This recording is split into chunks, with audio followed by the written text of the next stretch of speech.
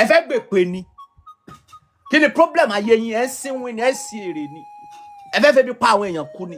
ẹnìkan sọ pé bí pa òun pé ara ni òun wà lọ ń pè wípé kó delete fídíò yẹn. Is that solution? Stupid people with stupid category, with stupid knowledge. You cannot renovate the house. You cannot renovate the house that the foundation have burned. All what you can do is to destroy it and rebuild it. Don't deceive yourself. If very dark man enter Aso Rock today, will become a devil. If Sowore enter Aso Rock today, it will become a devil. Are you telling me that all the presidents that have started be a president since 1960, no one of them that have a good heart? No! What is the problem? It's foundation. What is the solution for you? Emma Toranyo. And to buy the dìbò fún ní 2027 mama win ní ìrànú o ẹ lọ máa tọ́jú owó ìyá yín sílẹ̀ o kò sọ́kún tẹ̀lé dá sí question yẹ ọ̀kan tẹ́ mama bèrè anybody bá ti bèrè pé what is the solution for Nigeria wàá máa dá yẹn lóhùn pé what is the solution for the house that have foundation have been. Tinubu Ejakapin president in Nigeria mo wo program kan lánàá lórí internet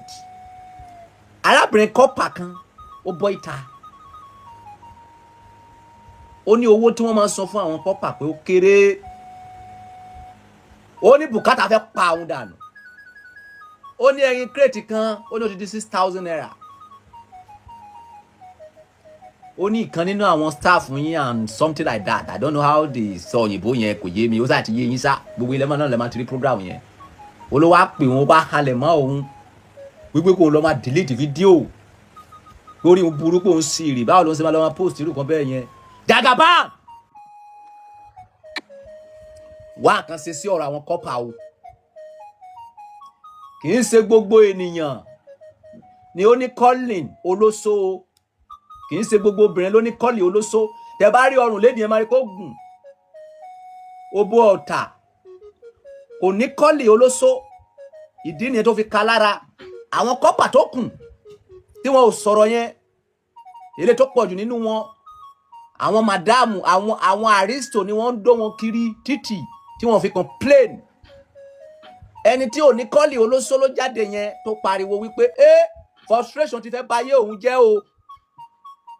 nítorí ìdí èyí Tinubu Ejakapin ọba àgbáyé ló sọ̀rọ̀ o wá àkànṣe sí ọ̀rọ̀ àwọn kọ́pà o wá àkànṣe sí ọ̀rọ̀ àwọn kọ́pà o information dé ọ̀dọ̀ Oba Solomoni o wípé ẹ ti increase owó àwọn kọ́pà sí 70,000 per month but till now 33,000 wọ́n sì ń san fún wọn ẹ pé àwọn tó wà ní ìṣàjọ ọ̀rọ̀ náà kan wá àkànṣe sí o ẹ má sọ Yorùbá lẹ́nu o àwa ló kàn Yorùbá ló kàn ó ti kàn wá o ẹ má yẹ kó kàn wá pa o torí pé kí ni ọba tó jẹ tìlú tòrò ayé ò ní gbàgbé ẹ o ọba tó tún jẹ tìlú tún kún díẹ̀ káàtó ayé ò ní gbàgbé ẹ o nígbà tó máa bọ́ sórí oyè o kì í ṣe tálákà o kì í ṣe lébi o bílóníà ni ẹ o Tinubu nígbà tí ìjọba bílóníà bá ní àwọn èèyàn lára tí tálákà bá wá jẹ president ńkọ́ kí ló dé kí ló ṣẹlẹ̀ mo gbà yín níyànjú ni o mo advice yín gẹ́gẹ́ bí ọmọ Yorùbá tájọ jẹ́ nǹkan tó bá mọ̀ pé lè ṣe fún àwọn kọ́pà yẹn ẹ ṣe o tàbá dẹ̀ rí wípé tó bá dẹ̀ jẹ́ pé ti san àwọn 77,000 yẹn tó bá jẹ́ pé ti san owó yẹn tí àwọn olórí burúkú kan wá wà nísàjì ẹ̀ tí wọn ò fẹ́ san owó yẹn jẹ́ ká mọ̀ o kó má borúkọ ẹ̀ jẹ́ o kó má borúkọ ìjọba ẹ̀ jẹ́ o torí àwọn aṣèrè pọ̀ ní Nàìjíríà o tó jẹ́ wípé wọ́n máa rán wọn níṣẹ́ tí wọn ò ní jẹ́ o àwọn alájẹkì àwọn alájẹbì bí wọ́n ṣe ṣe orí bú wọn ní ìgbà tí corona nìyẹn o tí wọ́n fún wọn ní palliative tí wọn ò ná o tí wọn ò ṣe o tó lọ kó oúnjẹ sílé tí gbogbo ẹ bu sílé nígbà yẹn àwa shellfish ní Nàìjíríà wàrà ti parí tó pọ̀jù nínú wa o àwọn agùnbánirọ̀ àwọn kọ́pà wọ́n ń jìyà gan o àwọn ẹ̀gbọ́n mẹkáníìkì àdúgbò ló ń dó wọn tó fún wọn ní 500 2,000 naira o tó fún odidi ọdún kan tó ń lò yẹn o láti fi lè kóòpù o mo rántí nígbà yẹn lọ́hùn nígbà tí mo wà l'Ondo state àwọn kọ́pà kan wá bá mi l'Ondo state tó bá wà níbi wọ́n máa jẹ́rìí sí wọn gbogbo wa o wọ́n wá kí mi ní o àwọn obìnrin àtọkùnrin wọ́n wá kí mi wọ́n ní Ọba Solomoni àwọn gbọ́ pé mo wà nílùú pé àwọn wá kí mi mo fún wọn ní 100,000 naira lọ́jọ́ náà lọ́hùn ṣé wàá bẹ̀ lọ́jọ́ yìí ṣé wàá bẹ̀ lọ́jọ́ ní lọ́dà ti fẹ́ rí ó bá mi lọ mo fún wọn ní 100k àwọn kọ́pà yẹn ẹ má sọ àwọn kọ́pà ẹ má sọ wọn dorí bára o ìjọba Nàìjíríà Ejakapin ẹ má sọ àwọn kọ́pà di oníbàárà ìwọ obìnrin tó dẹ̀ pé kọ́pà yẹn tó ń halẹ̀ mọ́ sàpàná pa ọba àgbáyé ló ń sọ̀rọ̀ èmi ò ní wo ṣe fún èmi ò kì í wo ṣe fún anybody wípé ẹnìkan ló ń sọ̀rọ̀ ẹnìkan igbá ẹnìkan tí bá ti bu èpèlú ẹ ṣe kan tó bá wù ẹ́ nǹkan tí kọ́pà yẹn sọ fún yín ni wípé kẹ́ lọ sí àtúnṣe tí bá gbọ́ pé ẹ halẹ̀ mọ́ tí bá tún gbọ́ pé ẹ halẹ̀ mọ́ kọ́pà yẹn tó bá tó wá padà fẹjọ́ yín sùn mí ègé mo máa fẹjọ́ yín sùn ayélára pé kí ayélára kó gbọ́n mi kún gbogbo yín nínú ẹ fẹ́ gbè pé ni kí ni problem ayé yín ẹ sí win ẹ sí èrè ni ẹ fẹ́ fẹ́ bí pa àwọn èèyàn kú ni ẹnìkan sọ pé bí pa òun pé ara ni òun wà lọ ń pè wípé kó delete fídíò yẹn is that solution? Stupid people with stupid category with stupid knowledge go and do solution before it be too late. Obìnrin yẹn ò bu yín ó ní regime yín wà terrible ó ní president yín wà terrible it's very terrible ó sọ kúrò ní ebi pa àwọn ènìyàn so wọ́n ní ẹ wà terrible tìyín ni wípé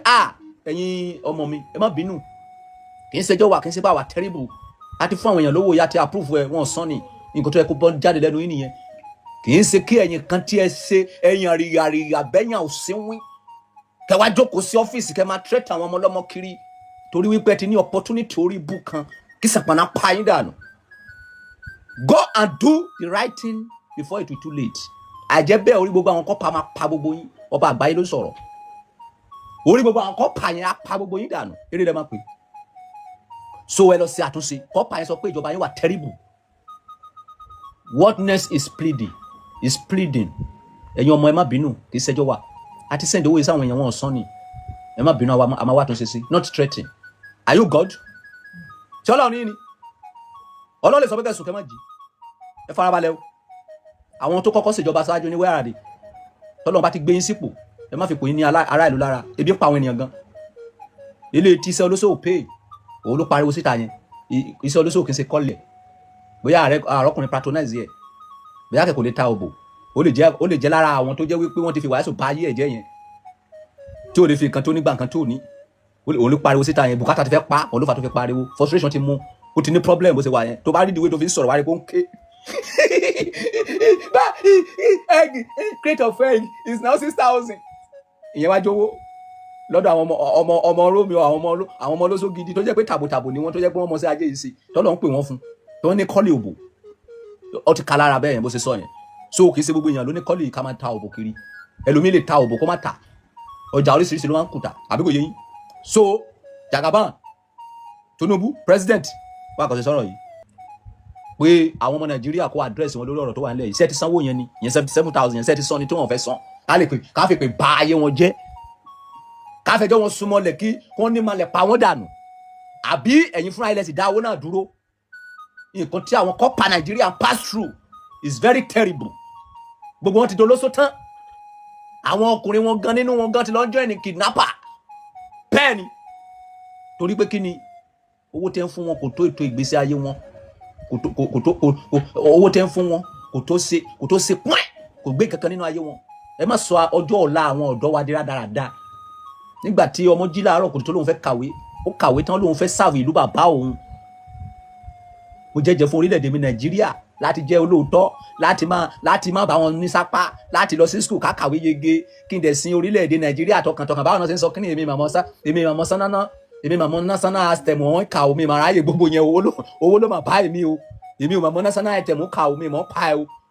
bọ̀ mo máa ń gbọ́ nígbà tẹ́ bá ń sọ nígbà yẹn wípé mo jẹ́jẹ́ fún orílẹ̀-èdè mi Nàìjíríà láti jẹ́ olóòótọ́ ọmọlúwàbí láti sin kí n fi gbogbo agbára mi sin Nàìjíríà mo gbọ́ gbà tẹ́ bá ń sọ o bọ̀ tèmi ìmọ̀ gbogbo ẹ̀ tán o nǹkan tó bá wọn ni máa ń sọ o yẹn ò bá èmi o nǹkan tó bá mi owó ló bá èmi o so fún ìdí èyí president báwa wà kan ṣe sí ìyà jẹ àwọn kọ́pà o kì í ṣe kọ́pà nìkan ni ìyà jẹ o ìyà jẹ gbogbo ará ìlú pátá gbogbo ará ìlú ó kàn jẹ́ pé Ọlọ́run ti kọlù wa wípé àwa yìí wípé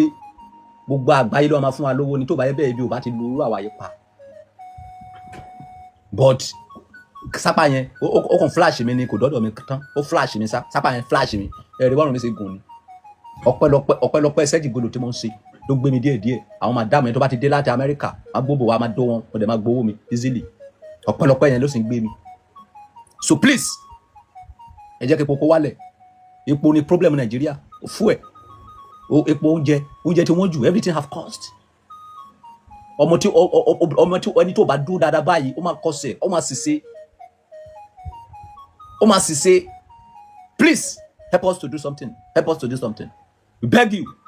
Jagaban we beg you a ò sakọ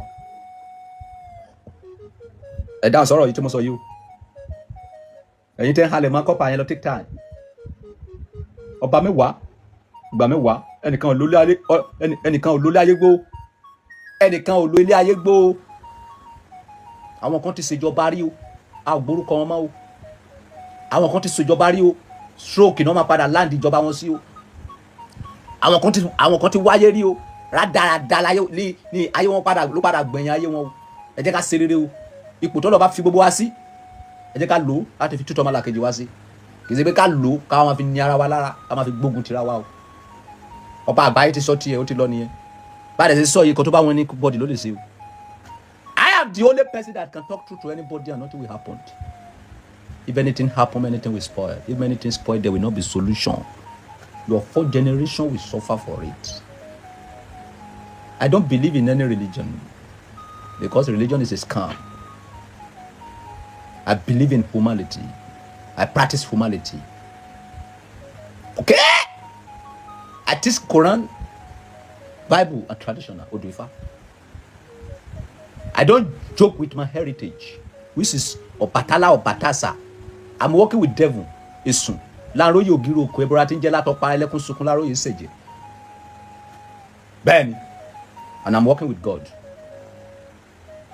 At the same time.